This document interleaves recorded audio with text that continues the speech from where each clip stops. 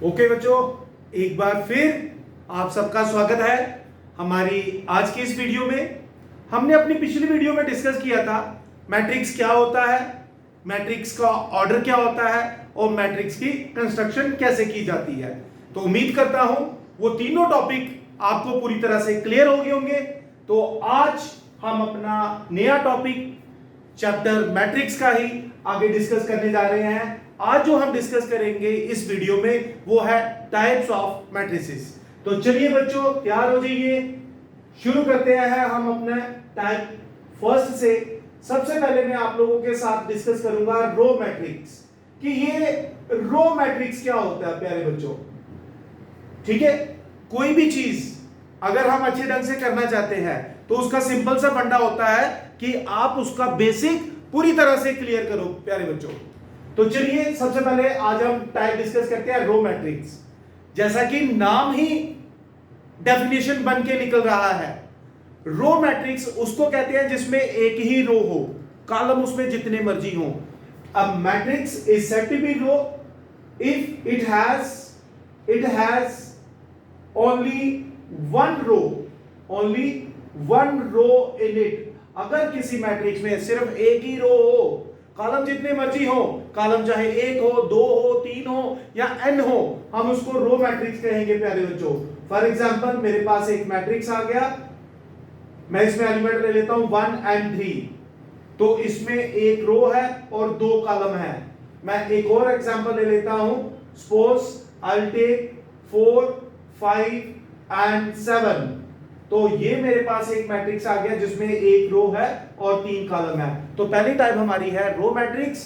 Row matrix उसको कहते हैं प्यारे बच्चों जिसमें एक ही रो हो and irrespective of number of columns, column उसमें जितने मर्जी हो प्यारे बच्चों, चाहे एक हो चाहे n नंबर ऑफ कॉलम्स हो, but row should be one. उम्मीद करता हूं आपको पहली डेफिनेशन पूरी तरह से क्लियर होगी। तो चलिए अपनी अगली डेफिनेशन पे बढ़ते हैं जिसका नाम है कॉलम मैट्रिक्स। कॉलम मैट्रिक्स, ध्यान रखिएगा जो इंपॉर्टेंट पॉइंट्स बोलूंगा या लिखाऊंगा, कोशिश करिएगा उन इंपॉर्टेंट पॉइंट्स को आप अपनी नोटबुक पे नोट करते वक्त ग्रीन पेन का इस्तेमाल करें। इसका यह मतलब है कि जो ग्रीन पेन से आप पॉइंट लिख रहे हैं, जो मैं बोल रहा हूं, लिखा रहा हूं, वो कॉम्पिटिटिव एग्जाम में आने के चांसेस रखते हैं बच्चों। ठीक है, तो कॉलम मैट्रिक्स जैसा रो मैट्रिक्स में एक रो होनी चाहिए, तो उसी तरह कॉलम मैट्रिक्स उसको कहेंगे जिसमें एक ही कॉलम होगा। There is only one column in it in matrix. यदि किसी मैट्रिक्स में एक ही कॉलम हो irrespective of number of rows, तो हम उसको कॉलम मैट्रिक्स कहते हैं प्यारे बच्चों। जैसे फॉर एग्जांपल मेरे पास एक मैट्रिक्स आ गया, मैं ये लिख देता हूं 1 और 3।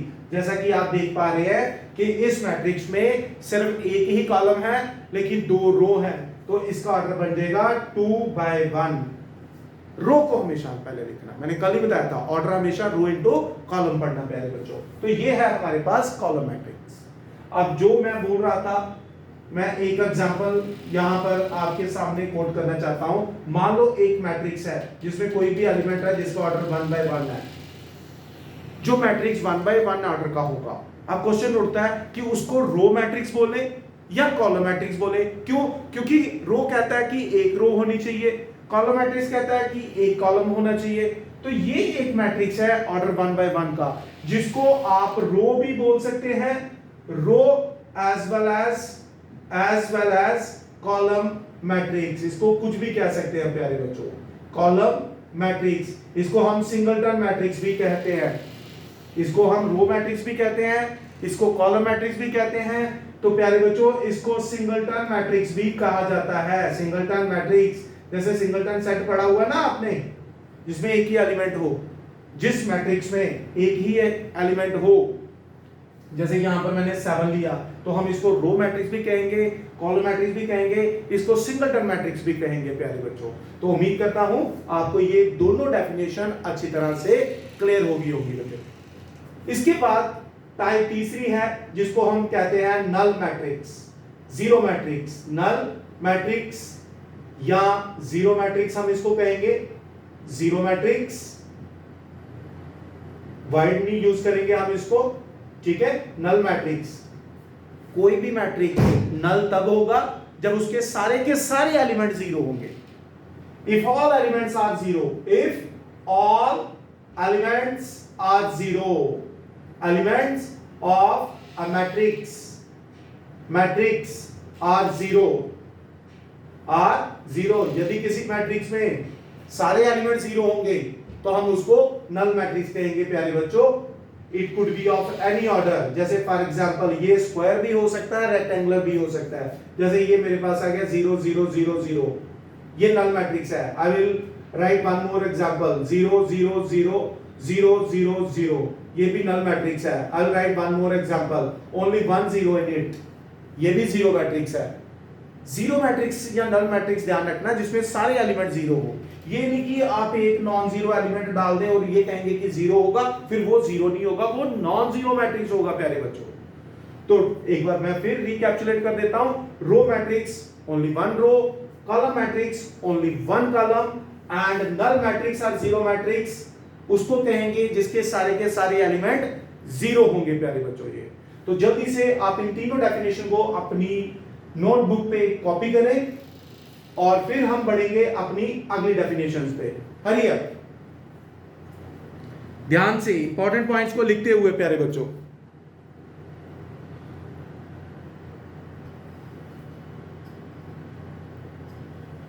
तो चलिए अपनी अगली डेफिनेशन पे बढ़ते हैं।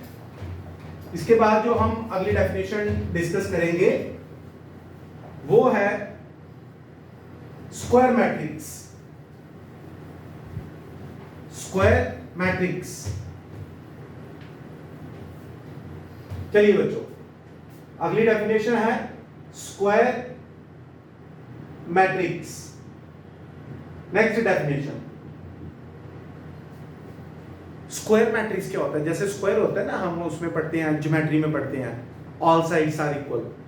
स्क्वायर मैट्रिक्स प्यारे बच्चों उसको कहते हैं जिसमें रो और कॉलम में एलिमेंट इक्वल हो, यानी कि जिसका ऑर्डर 1 by 1 हो, 2 by 2 हो, 3 by 3 हो, 4 by 4 हो, n by n हो, यानी कि रो और कॉलम में एलिमेंट बराबर हो, हम उसको स्क्वायर मैट्रिक्स कहते हैं। A matrix is said to be square if number of elements in row and columns are equal। किसी भी मैट्रिक्स को स्क्वायर तब कहेंगे जब नंबर ऑफ एलिमेंट रो और कॉलम में इक्वल होंगे प्यारे बच्चों। फॉर एग्जांपल कोई भी मैट्रिक्स जो 1 by 1 ऑर्डर का हो, कोई भी मैट्रिक्स जो 2 by 2 ऑर्डर का हो, कोई भी मैट्रिक्स जो 3 by 3 ऑर्डर का हो या n by n ऑर्डर का हो, वो सारे स्क्वायर है। जैसे फॉर एग्जांपल मेरे पास आ गया एक मैट्रिक्स 1 4 9 3, तो आप देख रहे हैं ये 2 by 2 ऑर्डर का मैट्रिक्स है जिसमें रो और कॉलम में एलिमेंट्स क्या आ रहे हैं? इक्वल आ रहे हैं। तो दूसरे शब्दों में हम इसको ये भी लिख सकते हैं, a matrix Aij is square only if I equal to j। यदि I और j यानी कि रो और कॉलम बराबर होंगे तो हम उस मैट्रिक्स को क्या कहेंगे? स्क्वायर मैट्रिक्स कहेंगे प्यारे बच्चों। ये तो स्क्वायर मैट्रिक्स क्या हो गया? Number of element in row and columns are equal, that's it. इसके बाद हम डिस्कस करेंगे डायगोनल मैट्रिक्स। दो डेफिनेशन है ये डायगोनल मैट्रिक्स। प्यारे बच्चों डायगोनल मैट्रिक्स क्या है, मैं सिंपल सी भाषा में आपको बताता हूं। डायगोनल मैट्रिक्स का मतलब होता है अगर किसी स्क्वायर मैट्रिक्स के किसी भी स्क्वायर, सिर्फ स्क्वायर मैट्रिक्स बनेगा अगर किसी स्क्वायर मैट्रिक्स के सारे एलिमेंट जीरो हो, मेन डायगोनल एलिमेंट को छोड़ के, हम उसको डायगोनल मैट्रिक्स कहेंगे। यानी कि जैसे मेरे पास आ गया 4 0 0 7, ये एक डायगोनल मैट्रिक्स है। मैं एक और एग्जांपल लिखता हूं, इसमें आ गया मेरे पास -7 0 0 0 8 0 0 0 5, ये भी एक डायगोनल मैट्रिक्स है। मैं एक और एग्जांपल लिखता हूं, जैसे मैं यहां पे लिख देता हूं 0 7 9 0। This is not a diagonal, this is not diagonal, ये डायगोनल मैट्रिक्स नहीं है प्यारे बच्चों। कौन सा? मैट्रिक्स सी। मैंने क्या बोला? डायगोनल मैट्रिक्स उसी को कहेंगे अगर इसके सारे एलिमेंट जीरो हो, सिवाय किसके, मेन डायगोनल एलिमेंट के, किसके, main diagonal elements non zero होने चाहिए, हम उसको डायगोनल मैट्रिक्स कहेंगे। ये तो क्या हो गया, main diagonal elements are non zero, main diagonal elements are non zero, क्या होने चाहिए, नॉन जीरो, और रिमेनिंग जितने भी एलिमेंट हैं वो सारे क्या होने चाहिए, जीरो एलिमेंट होने चाहिए, तब हम इसको डायगोनल मैट्रिक्स कहेंगे प्यारे बच्चों। तो उम्मीद करता हूं दोनों डेफिनेशन क्लियर हो गई होगी। स्क्वायर मैट्रिक्स का मतलब हो गया कि जहां पर order 1 by 1, 2 by 2, 3 by 3, 4 by 4, जहां पर आपको परफेक्ट स्क्वायर जैसा कोई दिख रहा है, कोई चीज दिख रही है, हम उसको स्क्वायर मैट्रिक्स कहेंगे। तो डायगोनल मैट्रिक्स वो होता है if all the element of the main diagonal, if all the element of a square matrix are zero except its main diagonal element, तो हम उस मैट्रिक्स को प्यारे बच्चों बोलेंगे डायगोनल मैट्रिक्स। अब आगे बढ़ते हैं, इसके बाद हम डिस्कस करेंगे स्केलर मैट्रिक्स और यूनिट मैट्रिक्स। हमारी अगली डेफिनेशन है scalar matrix. A square matrix is said to be scalar if all the elements of a matrix are zero but its main diagonal elements are same, यानी कि diagonal matrix को ही scalar कह सकते हैं यदि डायगोनल एलिमेंट सेम हो। कहने का मतलब है कि मान लो मेरे पास एक मैट्रिक्स है, उसके सारे एलिमेंट जीरो हैं, लेकिन जो डायगोनल एलिमेंट है वो सेम है प्यारे बच्चों। Scalar is always a diagonal, ये डायगोनल मैट्रिक्स की एक स्पेशल टाइप है। स्केलर हमेशा डायगोनल होगा, याद रखिएगा मेरे प्यारे बच्चों ये। पर डायगोनल को हम स्केलर बोल सकते हैं या नहीं बोल सकते हैं, डिपेंड करता है उसके एलिमेंट्स पे। यदि एलिमेंट सेम हो जाएंगे तो स्केलर हो गया, क्योंकि मैंने आपको पहले ही कह दिया कि एक स्पेशल डायगोनल जिसके मेन डायगोनल एलिमेंट सेम हो उसी को हमने स्केलर मैट्रिक्स कहना प्यारे बच्चों। ये मैं एक और मैट्रिक्स लिख लेता हूं, जैसे मेरे पास आ गया यहां पर मैं -1 0 0 0 -1 0 0 0 -1। ध्यान रखना सारे एलिमेंट सेम होने चाहिए। ये नहीं कि आप एक यहां पे +1 डाल दें और आप कहेंगे सर मैग्नीट्यूड तो सेम था, नहीं ऐसा नहीं है प्यारे बच्चों, सेम एलिमेंट होने चाहिए, तब हम उसको स्केलर मैट्रिक्स कहेंगे। और उसके बाद आ जाता है हमारे पास unit matrix. Unit matrix basic definition ये लास्ट है। यूनिट मैट्रिक्स क्या होता है, इसके बाद मैं आपको triangular, upper triangular, lower triangular भी बता दूंगा। यूनिट मैट्रिक्स क्या होता है प्यारे बच्चों, एक स्केलर मैट्रिक्स ही यूनिट मैट्रिक्स बन सकता है यदि उसके मेन डायगोनल एलिमेंट्स 1 1 हो जाएं। इफ मैं यहां पे लिख देता हूं main diagonal elements are +1 only, +1 only, +1 होना चाहिए, यूनिटी होनी चाहिए। कहता है स्केलर मैट्रिक्स ही आपका यूनिट बन जाएगा जब उसके मेन डायगोनल एलिमेंट 1 1 1 1 1 हो जाएं। जैसे ये मैंने 2 by 2 ऑर्डर का लिखा, एक और लिख देता हूं 1 0 0 0 1 0 0 0 1। आई होप आपको ये चीज क्लियर होगी। स्केलर मैट्रिक्स क्या होता है और यूनिट मैट्रिक्स क्या होता है। स्केलर मैट्रिक्स का मतलब है कोई भी स्क्वायर मैट्रिक्स स्केलर तब होगा जब उसके मेन डायगोनल एलिमेंट सेम होंगे और बाकी सारे जीरो, और वही स्केलर यूनिट बन जाएगा यदि मेन डायगोनल एलिमेंट +1 होंगे, सारे +1 होंगे। स्कैंडिडायगोनली मेन डायगोनल की बात कर रहा हूं, ये ध्यान रखना प्यारे बच्चों। इसके बाद दो डेफिनेशन और बच जाती है। एक आ जाता है हमारे पास लोअर ट्रायंगुलर मैट्रिक्स, लोअर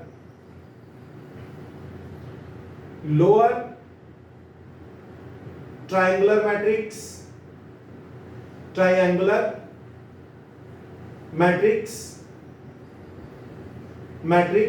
और एक आ जाता है upper triangular matrix. Lower triangular क्या कहता है, इफ ऑल द एलिमेंट्स, याद रखना सिर्फ स्क्वायर मैट्रिक्स ही बनेंगे ये सारे, all the elements above main diagonal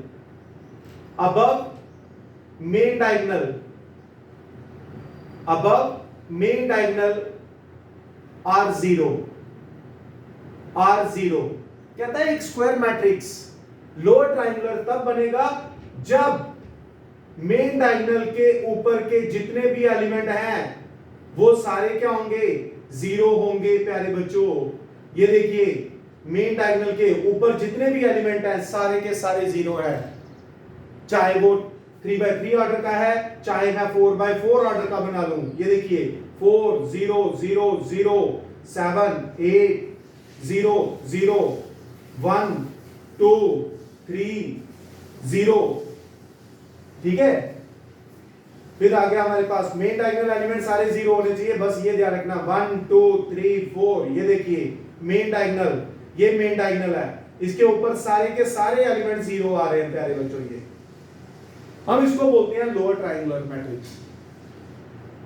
A square matrix is said to be lower triangular if all the elements are above the main diagonal, यानी कि नॉन जीरो एलिमेंट का नीचे ट्रायंगल बना हुआ है। ये देखिए बच्चे, तब इसको हम बोल रहे हैं लोअर ट्रायंगुलर। और नंबर ऑफ जीरोस कितने होते हैं, ये एक ट्रिक है याद रखना। नंबर ऑफ जीरोस अगर हम कैलकुलेट करने हो लोअर ट्रायंगुलर या अपर ट्रायंगुलर में, उसके लिए एक फॉर्मूला याद रखना, न्यूमेरिकल बन के आ सकता है कि एक 5x5 ऑर्डर का लोअर ट्रायंगुलर मैट्रिक्स है, उसमें कितने जीरो होंगे। तो 5x5 ऑर्डर का मतलब n5 हो गया, तो 5 × 4/2 10 जीरो बन के आ जाएंगे विद इन सेकंड, आप बजाय इसके कि आप उसको लिख के चेक करें। तो नंबर ऑफ जीरो कैलकुलेट करने का ये ग्रीन पेन से नोट करेंगे प्यारे बच्चों, याद रखना। ये आपको एनडीए एग्जाम या जेईई एग्जाम में ये सारी चीजें आपकी हेल्प कर सकती है प्यारे बच्चों, ये ध्यान रखना। इवन सीयूईटी का एग्जाम जो है उसमें भी आपकी ये हेल्प हो सकती है। ये इंपॉर्टेंट पॉइंट, ये एक नई चीज मैं शुरू कर रहा हूं, इंपॉर्टेंट पॉइंट्स को ग्रीन पेन से आप नोट करेंगे प्यारे बच्चों। तो एक बार मैं फिर रिपीट कर देता हूं, लोअर ट्रायंगुलर मैट्रिक्स वो होता है जिसके मेन डायगोनल के ऊपर सारे एलिमेंट जीरो होंगे, that is called lower triangular. Clear है? तो जल्दी से इन तीनों डेफिनेशंस को अपने नोटबुक पे कॉपी करें। उसके बाद मैं दो डेफिनेशन और आप लोगों के साथ डिस्कस करूंगा, एक है अपर ट्रायंगुलर और एक है इक्वल मैट्रिसेस। उसके बाद हम अपनी अगली वीडियो में डिस्कस करेंगे अलजेब्रा ऑफ मैट्रिसेस, जिसमें एडिशन, सब्ट्रैक्शन, मल्टीप्लिकेशन और उसकी प्रॉपर्टीज के बारे में आप लोगों के साथ मैं डिस्कस करूंगा। ठीक है बच्चों, सो हरी अप।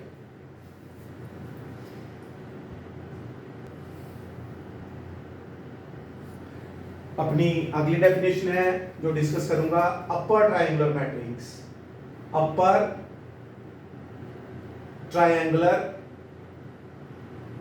ट्रायंगुलर मैट्रिक्स, इसी में भी मैं एक बड़ी इंपॉर्टेंट चीज आप लोगों के साथ डिस्कस करूंगा। प्यारे बच्चों, अपर ट्रायंगुलर वो होता है इफ ऑल द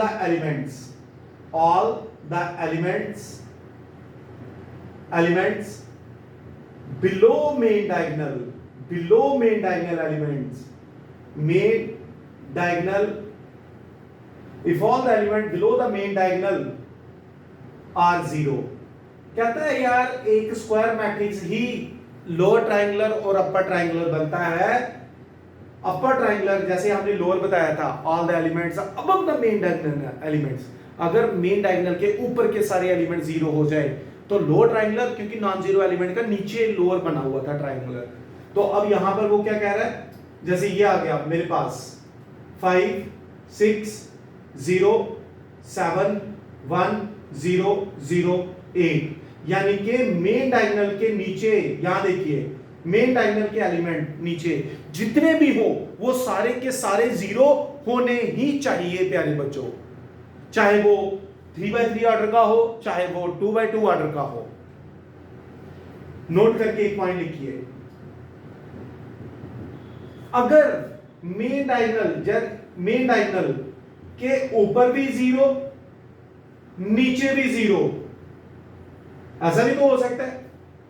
इसको ट्रायंगुलर मैट्रिक्स कहते हैं, जिसका दूसरा नाम डायगोनल मैट्रिक्स भी है। तो डायगोनल मैट्रिक्स को ट्रायंगुलर मैट्रिक्स भी कहेंगे प्यारे बच्चों। ट्रायंगुलर मैट्रिक्स क्या बोलेंगे, ट्रायंगुलर मैट्रिक्स बोलेंगे प्यारे बच्चों। ये क्लियर हुई बात? तो ये था हमारे पास अपर ट्रायंगुलर के बारे में। पहले लोअर ट्रायंगुलर बताया मैंने, नोट करके इंपॉर्टेंट पॉइंट ग्रीन पेन के साथ याद रखना, विद ग्रीन पेन। किसके साथ? ग्रीन पेन के साथ आपने लिखना है ये, ताकि आपको याद रहे कि भाई ये एक इंपॉर्टेंट पॉइंट है। अगर मेन डायगोनल के ऊपर भी जीरो नीचे भी जीरो तो उसको डायगोनल मैट्रिक्स के साथ साथ ट्रायंगुलर मैट्रिक्स भी कहेंगे। और हमारी लास्ट डेफिनेशन इसमें आ जाएगी, वो आएगी इक्वल मैट्रिसेस। Equal matrices. उसके बाद अभी और भी डेफिनेशन है, लेकिन वो कंसेप्ट के अकॉर्डिंग है। ये बेसिक डेफिनेशन थी जो मैंने आप लोगों के साथ शेयर की है। इक्वल मैट्रिसेस क्या होता है बेटा? Two matrices are said to be equal if they are of same order. कहता है दो या दो से ज्यादा मैट्रिक्स इक्वल तब होंगे जब उनका ऑर्डर सेम होगा और कॉरस्पॉन्डिंग एलिमेंट्स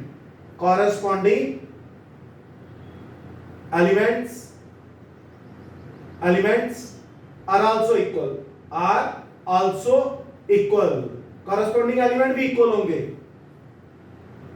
कहने का मतलब है कि मेरे पास एक मैट्रिक्स है ए बी सी डी, एक मैट्रिक्स में लिख लेता हूं बी, यहां पे लिख देता हूं ए सी बी डी, एक और मैट्रिक्स लिख लेता हूं सी, जिसमें मैं लिख देता हूं ए बी डी सी, एक और मैट्रिक्स लिख देता हूं डी, जिसमें मैं लिख देता हूं ए बी सी डी। और क्या ये चारों इक्वल है? ऑर्डर तो चारों का सेम है।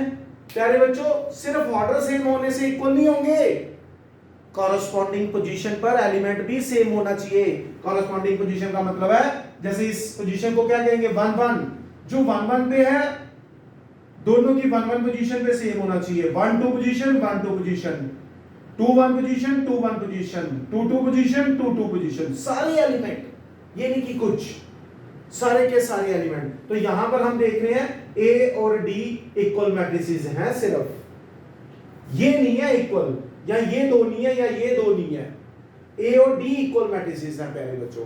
तो ये था हमारा इस वीडियो में बेसिक डेफिनेशन जो थी, जो हमने स्टार्ट की, row matrix, column matrix, null matrix, फिर स्क्वायर मैट्रिक्स, फिर डायगोनल मैट्रिक्स, फिर स्केलर मैट्रिक्स, फिर यूनिट मैट्रिक्स, फिर लोअर ट्रायंगुलर, फिर अपर ट्रायंगुलर, फिर ट्रायंगुलर, और उसके बाद लास्ट इक्वल मैट्रिसेस। तो उम्मीद करता हूं प्यारे बच्चों आपको ये डेफिनेशंस पूरी तरह से क्लियर हो गई होगी। अपनी अगली वीडियो में मैं लेके आऊंगा algebra of matrices along with transpose and its properties.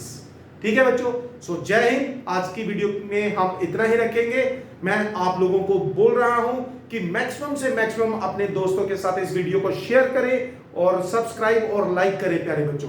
कोई भी आपकी क्वेरीज है, अभी चैप्टर स्टार्ट हुआ है, कोई भी क्वेरीज है तो आप क्वेरीज पुट अप कर सकते हैं प्यारे बच्चों। चैप्टर के साथ साथ आपकी उस क्वेरी का आंसर दिया जाएगा। थैंक यू बच्चों, गॉड ब्लेस यू। आप जय हिंद।